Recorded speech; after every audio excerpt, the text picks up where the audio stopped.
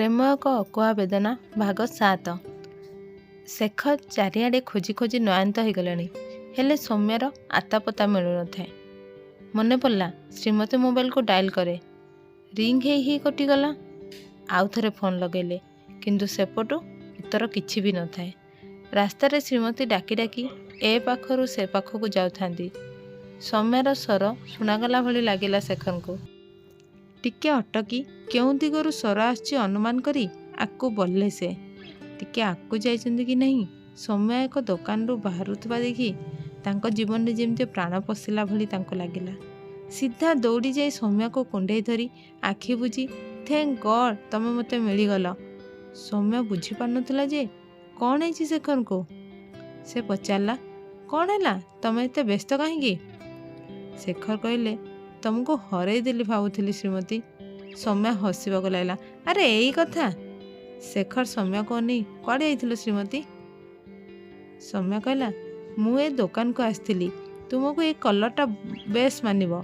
ମୁଁ ଦୂରରୁ ଦେଖି ତମ ପାଇଁ କିଣିବାକୁ ଆସିଥିଲି, ସେଥିପାଇଁ ଏତେ ବ୍ୟସ୍ତ? ଶେଖର କହିଲେ, ବ୍ୟସ୍ତ ବ୍ୟସ୍ତ ମୁଁ ହେବିନି ତ ଆଉ କ'ଣ କରିବି? ଶେଖର ଏଥର ଆହୁରି ରାଗିକି କହିଲେ, ତମେ ଜାଣିଛ ମୋ ଅବସ୍ଥା କ'ଣ ହେଇଛି ତମକୁ ନ ଦେଖି? ତୁମର କ'ଣ ଅଛି? ତୁମେ ଆରାମସେ ବୁଲ। ଯଦି ଗଲ ମୋତେ କହିକି ଯାଇପାରିଲନି? ସୌମ୍ୟ ଚୁପଚାପ କହିଲା, ମୁଁ ଭାବିଲି। ସୌମ୍ୟ କଥାକୁ ସମ୍ପୂର୍ଣ୍ଣ ହେବାକୁ ନ ଦେଇ ଶେଖର କହିଲେ, କ'ଣଟା ତମେ ଭାବିଲ ମୁଁ ଶୁଣେ। ନାଇଁ ତମେ କ'ଣ ଭାବିଲ? ସୌମ୍ୟ ପୁଣି ଥରେ ଡରି ଡରି କହିଲା, ତମେ ଆସିଲା ଭିତରେ ମୁଁ ପଳେଇ ଆସିବି ଭାବିଥିଲି। ତମେ ଭାବିଦେଲେ ହେଇଯାଏ କି ସବୁ? ଶେଖର ରାଗିକି କରି କହିଲେ, ମୁଁ ତ ତମ ପାଇଁ ଏଇଟା ନେବାକୁ ଆସିଥିଲି। ମୋର କିଛି ଦରକାର ନାହିଁ ଶ୍ରୀମତୀ, ମୋର ଖାଲି ତୁମେ ଦରକାର, ତୁମେ। ଏତିକି କହି ଶେଖର ତଳେ ଆଣ୍ଠେଇ ପଡ଼ି କାନ୍ଦିବାକୁ ଲାଗିଲେ।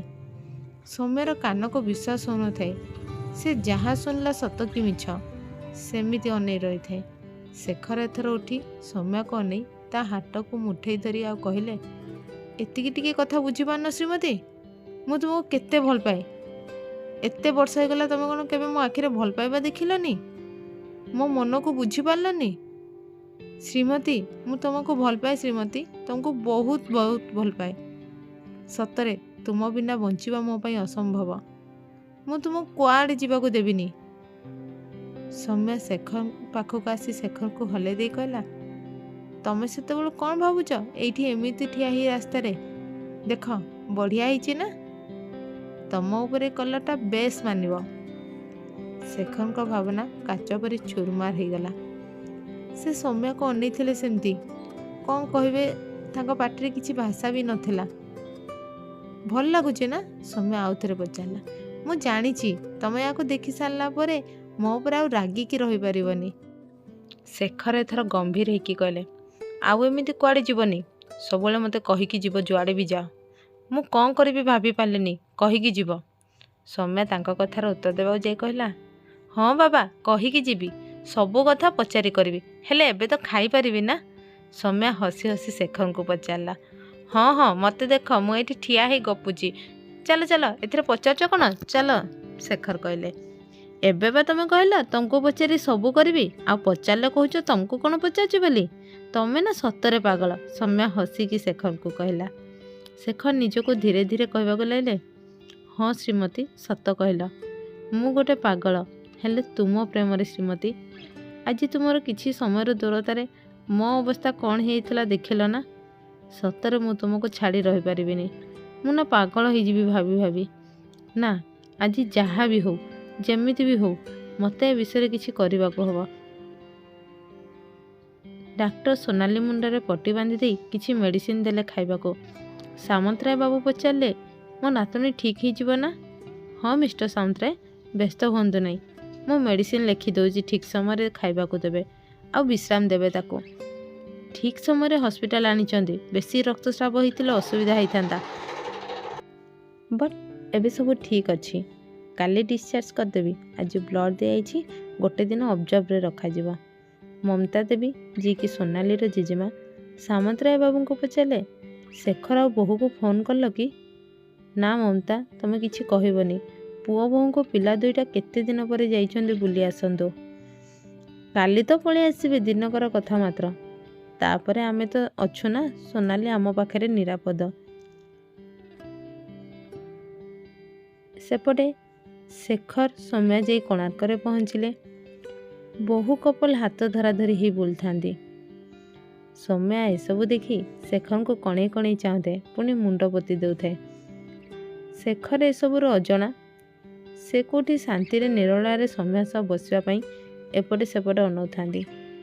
ସୌମ୍ୟା ବୁଲି ବୁଲି କୋଣାର୍କର କାରୁକାର୍ଯ୍ୟ ଦେଖୁଥାଏ। ଶେଖର କହିଲେ, ଚାଲ ଶ୍ରୀମତୀ, ସେଇଠି ଟିକେ ବସିବା, ତାପରେ ବାହାରିବା। ଦୁହେଁ ପାଖାପାଖି ବସିଥାନ୍ତି। ସୌମ୍ୟା କହିଲା, କୁନୁକୁ ଫୋନ୍ ଲଗାଅ, କାଲିଠୁ ତା ସହ କଥା ହେଇନି। ହଁ, ଶେଖର କହି ସାମନ୍ତରାୟ ବାବୁ ଫୋନ୍ ଉଠେଇ କହିଲେ, ବାପା କ'ଣ କରୁଛ? ସୋନାଲି ପାଖରେ ନାହିଁ କି? କ'ଣ କହିବେ ଚିନ୍ତା କରି ସାମନ୍ତରାୟ ବାବୁ କହିଲେ, ହଁ, ମୁଁ ଟିକେ ବାହାରକୁ ଆସିଛି, ଗଲେ କଥା କରେଇଦେବି। ଆଉ ତମେ ଦୁହିଁ କେବେ ଆସିବ? ବାପା ଭାବୁଛୁ କାଲି ବାହାରିବୁ। ଆଉ ଶେଖର, ସେଇଠି ସବୁ ଠିକ୍ ତ? ଶେଖର ପଚାରିଲେ। ସାମନ୍ତରାୟ ବାବୁ ନିଜ କୋହକୁ ଚାପି, ହଁ ବାପା, ସବୁ ଠିକ୍। ବୋହୂ ଭଲ ଅଛି ତ? ହଁ ବାପା, ସେ ଭଲ ଅଛି। ସୋନାଲି ହଇରାଣ କରୁନି ତ ବାପା ତମକୁ ଆଉ ମାଆଙ୍କୁ? ନା ନା, ସେ ସୁନା ଝିଅ ହେଇଯାଇଛି। ତମେ ଦୁଇଜଣ ନିଜର ଯତ୍ନ ନେବ। କାଲି ବାହାରିଲେ ଫୋନ୍ କରିବୁ। ମୁଁ ଏବେ ରଖୁଛି, ପରେ କଥା ହେବି କହି ସାମନ୍ତରାୟ ବାବୁ ଫୋନ୍ କାଟିଦେଲେ। ସୌମ୍ୟା ପଚାରୁଥାଏ, କ'ଣ ହେଲା? ବାପା କ'ଣ କହିଲେ? ମୋତେ ଟିକେ ଫୋନ୍ ଦେଲନି, ମୁଁ ଟିକେ କଥା ହେଇଥାନ୍ତି। ବାପା ବାହାରେ ଅଛନ୍ତି, ତମେ କଥା ହେଇ କ'ଣ ଅଧିକା କହିଥାନ୍ତ? ସବୁବେଳେ ଘର ଘର। ଆରେ ବାହାରେ ଅଛ, ଏନ୍ଜୟ କର। ଘର ତମ ବିନା ଠିକ୍ ଅଛି ଶ୍ରୀମତୀ। ସୌମ୍ୟା କିଛି ନ କହି ଚୁପ୍ ବସିଲା। ଏବେ ତୁମକୁ ଭଲ ଲାଗୁଛି ତ? ତମେ ଖୁସି ଅଛ ତ? ଶେଖର ସୌମ୍ୟା ମୁହଁକୁ ଚାହିଁ ପଚାରିଲେ। ହଁ ଶେଖର, ମୁଁ ଠିକ୍ ଅଛି, ଆଉ ଖୁସି ବି। ଶେଖର ଆଗକୁ ବଢ଼ିବା ପୂର୍ବରୁ ସୌମ୍ୟାର ମନ କଥା ଜାଣିବାକୁ ଚାହୁଁଥିଲେ। ତେଣୁ ସିଧାସଳଖ ନ ପଚାରି ବୁଲେଇ ବଙ୍କେଇ ସୌମ୍ୟା ମନ କଥା ଜାଣିବା ପାଇଁ ଚାହୁଁଥିଲେ। ତମେ ସତ କହୁଛ ତ? ହଁ, ମୁଁ ସତ କହୁଛି। ଆଉ ମିଛ କାହିଁକି କହିବି? ତାପରେ ତମେ କ'ଣ ପଚାରିବାକୁ ଚାହୁଁଛ ସିଧା ସିଧା ପଚାର, ମୁଁ ଉତ୍ତର ଦେବି। ଏଥର ଶେଖର ସୌମ୍ୟା ଆଡ଼େ ବୁଲି ବସି ପଡ଼ିଲେ। ଆଉ କହିଲେ, ଜାଣିଛ ସୌମ୍ୟା, କାଲି ତମ ହାଲତ ଦେଖି ମୁଁ ଡରି ଯାଇଥିଲି। ଆଉ ଆଜି ତମକୁ ଯେତେବେଳେ ଖୋଜି ଖୋଜି ପାଇଲିନି। ଶେଖର, କାଲି କଥା କାଲି ଗଲାଣି। ତାପରେ ମୁଁ ଭାବିନଥିଲି ଏତେ ବର୍ଷ ପରେ ଆମେ ଦୁଇ ଏମିତି ସାମ୍ନା ସାମ୍ନି ହବୁ। ମୁଁ ଖାଲି ଚାହେଁ ରୋହିତ ମୋର କେବେ ଦେଖା ନ ହଉ। ଶେଖର ଏ କଥା ସୌମ୍ୟା ମୁହଁରୁ ଶୁଣି ଖୁସି ହେଇଗଲେ। ତାହେଲେ ସୌମ୍ୟା ମନରେ ରୋହିତ ପାଇଁ ଆଉ କିଛି ନାହିଁ।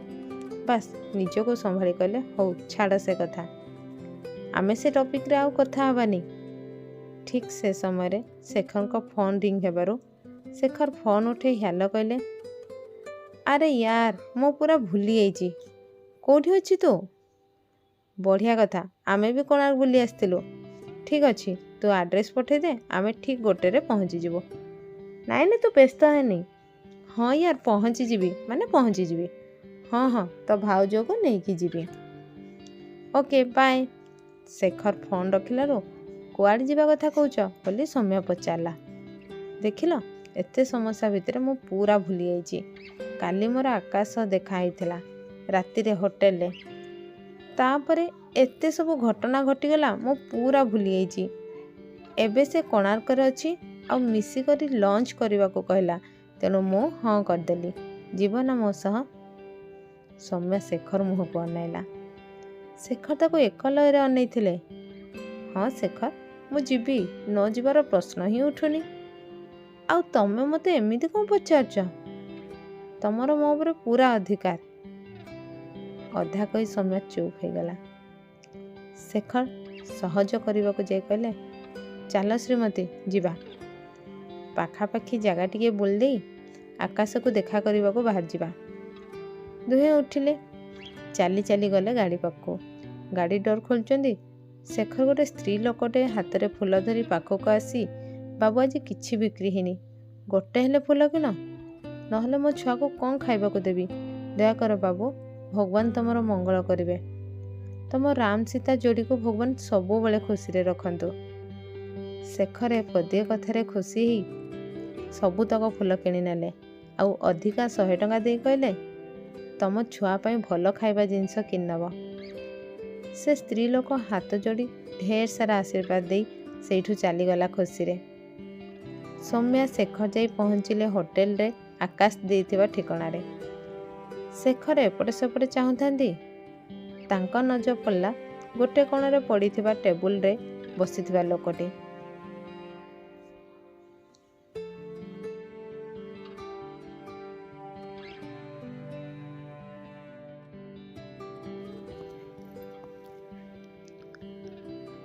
शेखर सौम्या को नहीं सेई टेबुल पाखे पहुँची कहले, मु जानी नथिली वकील बाबू समयर मूल्य जानचंदी। आकाश मोबाइल रू नजर हटे देखे तो शेखर सौम्या ठिया होइचंदी। बुझिलु तोर बुद्धि सुद्धि किछि नाई। भाउजों को ठिया करे मो नारे अभियोग करचु। भाउज नमस्कार, तमे बस भाउज, से ठिया होइताउ। बा भाउज को देखु देखु सांग को भूली गलानी। शेखर मिछि मिछि का अभिमान करी कहले। आकाश कहला, देख भाई ए लंच प्लानिंग कौन पे ହେଇଛି? मो भाउज सो देखा करबी बोल ना, तो समर कौन अच्छी? सौम्या एसबू शुणी केवल स्मित हसटिए देउथाए। हौ एसबू छाड़, किए कौन खाଇବା ऑर्डर देदेवा प्रथमे आकाश कहला। आउ मेनू सौम्या हाथ को बढ़े दे कहला, लेडीज फास्ट। सौम्या निजस शेखर के मन पसंद खाଇବା ऑर्डर कर दे आकाश को पचारा। आकाश कहला कि मोर कौन अच्छी, जहाँ हेले खाईदेबू। स्त्री थिले सिना शेखर भली से भी मो पे सब कर देई थांदा। आम भाग्य खराब, शेखर तो भाग्यवान पुरुष। सौम्या उठू थाए। शेखर व्यस्त कुआड़े जाऊँ पुणी? सौम्या कहला, कुआड़े जाऊनी, वाशरूम रू आसुची। शेखर हौ कही सौम्या हाथ छाड़देले। शेखर तुम भितर एबे भी कौन किछि अधा कही आकाश शेखर को चाहिला। तू तो सबू जानचु, आगरू जेमिति संपर्क थिला एबे भी सेमिति गोटे बुझामणारे चलची। बुझामणा कौन कि रे सांग? संपर्क रे की बुझामणा? शेखर कहले, जीवनर माने ही तो बुझामणा। हाँ आमे स्वामी स्त्री हो पारन किंतु भल सांग हो पारचु। सांग गोटे कथा कहबी, तू मान कि न मान, तू किंतु भाउजों को बहुत भल पाउचु। हे बेकारिया कथा कौन कहचु? शेखर टाळिबा को चेष्टा कले। बेकारिया कौन भाई? आउ गोटे सत कहूँ मु शुण। एईटा भी सत जे दुहे दुही को बहुत भल पाओ। आकाश कथा सुनी शेखर आकाश को चाह कहले, किछि भी सांग जहाँ मन को आसुची बेले बेले लगे मो भल पाइबा ता आगे जाहिर करी, किंतु एया भावी कि पछु को फेरी आसे जे मु कहला परे हुए तो आम संपर्क आउ आग भली रहबनी कि आमे आम दुही को आग भली सामना करि परिबनी। तू भूल भावुचु शेखर, तू जदि न कहबो ताहले आकु बढ़िबो केमती? दुही दुही को भल पाई कि एते पाखरे थाई भी दूरता काहेकि? तू जदि न कहबो तेबे ता मन कथा भी जानि परिबो नै। तेणु तते ही आग बढ़िबाको हबो। जानचु ना शेखर, आम पाखरे जहाँ थाए आमे केबे भी ता महत्व बुझी न थाओ। आ दूर को चली गला परे पस्तेबा छड़ा आम पाखरे आउ किछि न थाए। एबे भी समय अछि, डेरी न करी ताको तो मन कथा कहि दे। भाउज भी तो बहुत भल पाउचंदी, जोटा तू देखि पानु, कारण तू तम दुहींको संपर्क रे एक सीमा रेखा टाणी देइछु। अन्य माने देखि पाउचंदी तमे दुहे दुही को केते भल पाओ। हौ मोर सांग, मु चिंता करबी, तू आ मते एते ज्ञान दे नै। एमिति ज्ञान देउछु जेमती पीएचडी करचु प्रेम रे। हाँ सांग, सेया भाबिने। प्रेम केबे कविता तो केबे जीवन गाथा, केबे पुणी तोरी मोरी कथा। मते कहीं तो लक्षण भल लागुनी, तू आउ प्रेम रे पड़ना तो? शेखर हसी पचारे। सेथिपाई मते एते ज्ञान दउछु? एबे भी सीरियसली कहूची, मो कथा माने मन कथा कहीदे। सौम्या पहुँची पचारा, किए का मन कथा कहूच? आकाश चटापट उत्तर देला जे, भाउज तमे कह। मु गोटे झील को भल पाउची, किंतु से बहुत चुप स्वभाव, मो ठारू बहुत अलगा। ताको मो मन कथा कहबा ठीक हबो कि नहीं? सौम्या कहला, भल पाइबारे ठीक कौन भूल कौन? तमे जदि ताको सतरे भल पाउच ताहले मन कथा कह।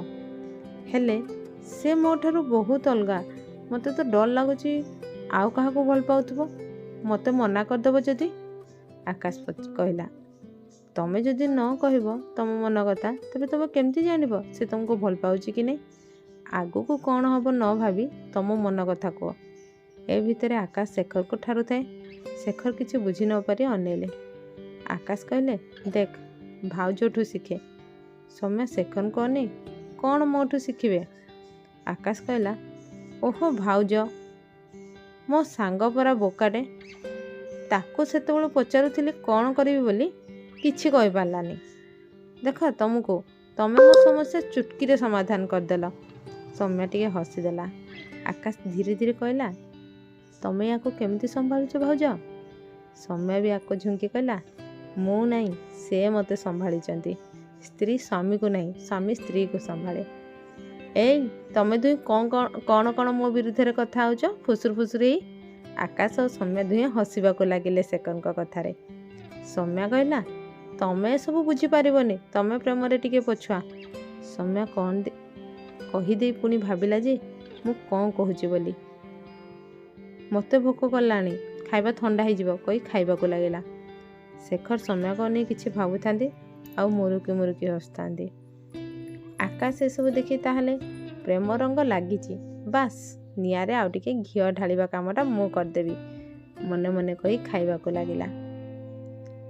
ଖାଇସାରି ହୋଟେଲରୁ ବାହାରିବା ସମୟରେ ଆକାଶ ଶେଖରକୁ କିଛି କଥା ଅଛି କହି ଅଟକେଇ ଦେଲା। ସୌମ୍ୟା, ମୁଁ ଗାଡ଼ିରେ ବସିଛି, ତମେ ଆସ କହି ସେଇଠୁ ପଳେଇଲା। ଶେଖର କହିଲେ, କ'ଣ କହିବୁ କହ? ଆକାଶ କହିଲା, ମୁଁ ଆଜି ଯାହା କହିଲି କିଛି ବୁଝିଲୁ? କ'ଣ? ଶେଖର ପଚାରିଲେ।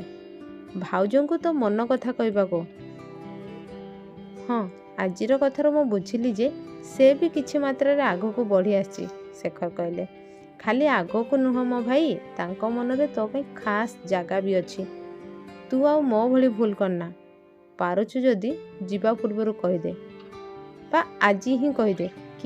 କିଏ ଜଣେ କହିଥିଲେ, ଏଇ ସମୟ ବା ବର୍ତ୍ତମାନଟା ହିଁ ଶୁଭ ମୁହୂର୍ତ୍ତ। ଆଉ ଭାଇ ମୋ କଥା ମାନ, କାଲି କି ପରେ ବୋଲି କିଛି ନାହିଁ। କାହିଁକି ନା କାଲି ଆଉ ପରେ ଆମ ଆଗରେ ଆଜି ଓ ବର୍ତ୍ତମାନ ହେଇକି ଠିଆ ହୁଏ। ଶେଖର ଭାବିଲେ ଆଉ କହିଲେ, ମୁଁ ବୁଝିସାରିଛି ଆକାଶ, ମୋତେ ହିଁ ଦିପାଦ ଆଗେଇବାକୁ ପଡ଼ିବ। ଚିନ୍ତା କରନା, ମୁଁ ସେ ବ୍ୟବସ୍ଥା କରିସାରିଛି। ଆଜି ହିଁ ତାକୁ ମୋ ମନ କଥା କହିବି। ହେଲେ ଆକାଶ, ଏବେ 3 ଦିନରେ ରୋହିତ ସୌମ୍ୟା ସାମ୍ନାକୁ ଦୁଇ ଥର ଆସିସାରିଛି। କ'ଣ ତାର ଉଦ୍ଦେଶ୍ୟ ମୁଁ ବୁଝିପାରୁନି।